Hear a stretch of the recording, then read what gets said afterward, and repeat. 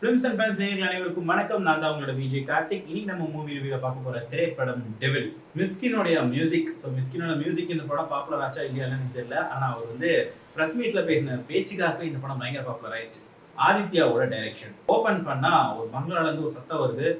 பைக்ல இருந்து ஒரு கேரக்டர் போகுது, கார்ல இருந்து ஒரு கேரக்டர் வருது. 2 பேரும் மீட் பண்ணிக்கிறாங்க. அதுதான் நான் படத்தோட ஹீரோவும் ஹீரோயினும். இதுக்கப்புறமா பங்களால இருந்து ஒரு சத்தம் வந்துச்சுல, அதுக்கு பின்னாடி என்ன ஒரு விஷயம் இருக்குது, இவங்க 2 பேர்த்தோட ஸ்டோரி என்ன மாதிரியான விஷயங்கள்ல போய் முடிஞ்சுது, அதான் இந்த படத்தோட மொத்த கதையே. பர்சனலா ஃபீல் ஆச்சு.